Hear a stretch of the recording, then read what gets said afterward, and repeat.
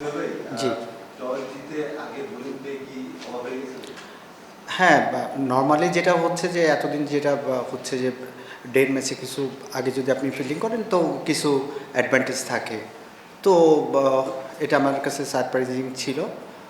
তো আলহামদুলিল্লাহ যে আমরা আসলে ওই যে সুযোগটা পেয়েছি ওটা আমার ছেলেরা খুব ভালো এটাকে কাজে লাগিয়েছে।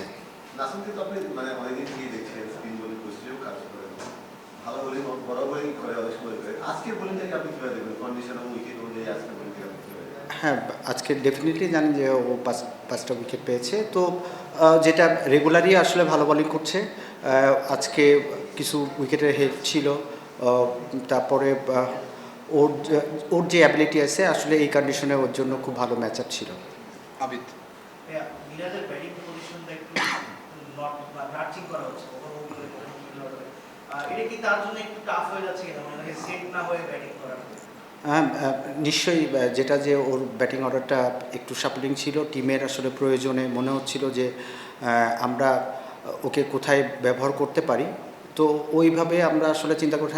আপনি শুধু এই বছরেরটা চিন্তা করবেন না, লাস্ট ইয়ার কিন্তু ও আসলে ওপেন করেছিল, ম্যান অফ দ্য টুর্নামেন্ট হয়েছিল। তো আসলে এই জিনিসগুলো আপনি যখন অ্যাজ এ কোচ হিসেবে চিন্তা করবেন তখন প্রিভিয়াস এক্সপেরিয়েন্স পারফরমেন্সও কিন্তু কিছু কনফিডেন্স আপনাকে দিবে বা কিছু ইঙ্গিত আপনাকে দিবে। তো এইগুলোর পরে আমাদের আসলে ট্রাস্ট ছিল।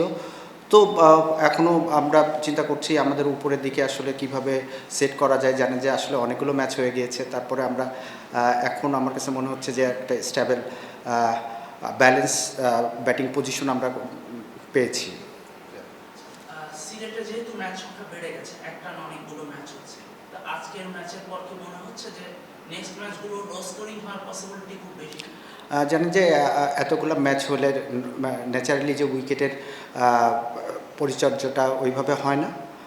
তো আসলে ইটস এ ডিফিকাল্ট চ্যালেঞ্জিং হয়ে যাচ্ছে। তার সাথে সাথে দেখেন যে কন্ডিশন যে অবস্থা, এখানে আমার কাছে মনে হয় যে এটা ব্যাটসম্যানদের জন্য আস্তে আস্তে খুবই চ্যালেঞ্জিং হয়ে যাবে। তো এটার মধ্যে থেকেই খেলতে হবে। বাপি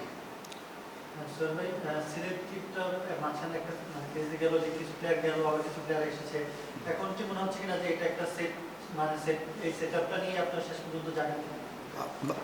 এখনও স্টিল আপনারা জানেন যে আফগানিস্তানের সিরিজ আছে, এ চলে যাবে, ও আসবে পাকিস্তান থেকে। তো এটা আসলে আমরা আগে থেকে জানি। এখন যদি আমি বলি যে এরকম হয়ে যাচ্ছে, চলে যাবে না কেন কেন আমরা এগুলো আগে থেকে জানি। তো ওইভাবে আমরা আসলে করার চেষ্টা করছি যে কে চলে যাবে, ওর রিপ্লেস কে হবে। কিন্তু এটার মানে ইটস এ ডিফিকাল্ট, খুবই চ্যালেঞ্জিং। জানেন যে অনেকগুলো টি-20 সিরিজ একসাথে হচ্ছে। তো ওইটার মধ্যেই আসলে আমাদের করতে হবে। আপনি আপনি আপনি বিপিএল এর এক মাঠে অনেকগুলো ম্যাচ হচ্ছে, বিশেষ করে সেম উইকেটে বলা হচ্ছিল টি-20 বিশ্বকাপের আগে প্রস্তুতি হিসেবে আসলে বিপিএলটা দেখা হবে। তো ব্যাটারদের জন্য কিংবা বোলারদের জন্য এই মানে বিশ্বকাপের প্রস্তুতিতে কিছুটা ব্যাঘাত ঘটছে কিনা? আসলে আমি এখনই বলতে পারছি না যে পাকিস্তানে কি ইন্ডিয়াতে বা শ্রীলঙ্কাতে কী ধরনের উইকেট আমরা পাবো। তো নর্মালি আপনি যদি পারফর্ম করেন যে কোনো চ্যালেঞ্জ, একটা আপনি শুধু ফিজিক্যালি চিন্তা করবেন না, স্কিল ওয়াইজ চিন্তা করবেন না যে ব্যাটে বলে লাগছে আমি অনেক কনফিডেন্ট। আপনি যদি ক্রাঞ্চ মুভমেন্ট বা ওরকম টাফ সিচুয়েশনের মধ্যেও আপনি যদি আসলে নিজেকে প্রুভ করতে পারেন, আপনি স্কিল যদি শো করতে পারেন, ওইখানেও কিন্তু আসলে অনেক আসলে আপনার কোয়ালিটিটা আপনি আসলে শো করতে পারছেন। আপনি মেন্টালি অনেক স্ট্রং হবেন। তো এইসব জিনিস তো আসলে ইমপ্রুভ করছে। একটা শুধু স্কিল ওয়াইজ আমরা চিন্তা করে তো আপনার ক্রিকেট আমরা বলি যে মেন্টাল গেম, এখানেও তো আসলে এখানেও প্র্যাকটিসটাও তো দরকার। এখানে এটা আসলে বেশ চ্যালেঞ্জিং থাকবে। হ্যাঁ, আমি তো ফিল্ডিং সেক্টর নিয়ে জানতে চাচ্ছিলাম। হ্যারি ব্রুকস প্রথম দিকে অনেক ভালো ফিল্ডিং করেছে, আজকে একটা ক্যাচ ধরেছে এবং বেশ কিছু রান আউটও আজকে হয়েছে। ফিল্ডিং সেক্টর নিয়ে আপনি স্যাটিসফাইড কিনা? হ্যাঁ, ন্যাচারালি আজকে যে ছেলেরা যে ধরনের অ্যাপ্রোচ নিয়ে মাঠে আসছিল এবং প্রথম থেকেই তাদের মধ্যে ওই ইয়েটা কাজ করছিল। কেন আপনারা জানেন যে আমরা ব্যাক টু ব্যাক দুটো ম্যাচ হেরেছি। তো আজকে আমাদের জেতাটা খুবই ইম্পর্ট্যান্ট ছিল। তো ছেলেরা আসলে মাঠের মধ্যে ওই ধরনের ইনভলভমেন্টস বা বডি ল্যাঙ্গুয়েজ আসলে অ্যাটিটিউড ছিল। সোহেল ভাই, ইমন তো চারে ব্যাট করেছিল আজকে আবার ওপেনিংয়ে তুলে আনা হলো। এটা কি আপনাদেরই চাওয়া নাকি বাংলাদেশ টিম ম্যানেজমেন্ট তো আজকে ওপেনিংয়ে একটু বাজিয়ে দেখা? না, আসলে কোনো ইনফরমেশনই ছিল না।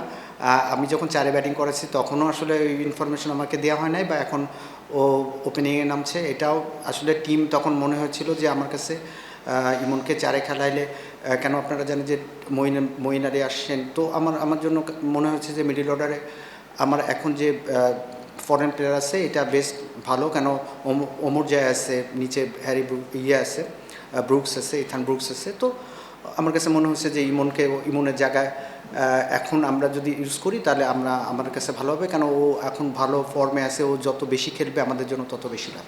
এমনিতে যদি আপনার দলের কথা বাদ দিই, ইংল্যান্ডের ব্যাটিং এর কথা বললে আপনার কি মনে হয় যে 4 বা মিডল অর্ডার একটু বেশি দিকে হতে পারে টি20 ফরম্যাটে, তার স্পিন চার খেলার জন্য বা হিটিং জোন যেগুলো আছে সেগুলোর জন্য আপনার কি মনে হয়? জি, বুঝি নাই আবার। আপনার দলের কথা বাদ দিলে ইমনের ব্যাটিং এর কথা চিন্তা করলে তার জন্য কি টি20 ফরম্যাটে 4 নাম্বার বা মিডল অর্ডারের জায়গাটা বেশি উপযোগী কিনা, মানে তার ব্যাটিং? হ্যাঁ, আসলে আমার কাছে মনে হয় যে আমরা লাকি যে এমন একটা ব্যাটসম্যান যে নর্মালি ওপেনাররা যেটা হয় যে পাওয়ার প্লেটা সার্কেলটা ইউজ করে, তারপরে যখন খেলাটা বড় হয়ে যায়, ওপেন হয়ে যায়, তখন দেখা যায় যে ওই প্যাটার্নে ব্যাটিং করলে অনেকে সাকসেস হয় না, কেন ওই সময় স্ট্রাইক রোড করতে হয়, খেলাটা ক্যালকুলেটিভ রিস্ক নিতে হয়, খেলাটার প্যাটার্নটা আসলে আলাদা হয়ে যায়। তো ইমনের সে প্রুভ করেছে যে আসলে সে পাওয়ার প্লেতেও খেলতে পারে এবং পাওয়ার প্লের পরেও আসলে খেলাটা ডিপে নিয়ে যাওয়ার মতন খেলতে গেলে, কেন ওই সময় খেলতে গেলে যে স্ট্রাইক রেটে খেলা উচিত বা যেভাবে খেলা উচিত, ওর মধ্যে কিন্তু এই জিনিসটা আমরা এবার দেখতে পেয়েছি। ওকে, থ্যাংক ইউ।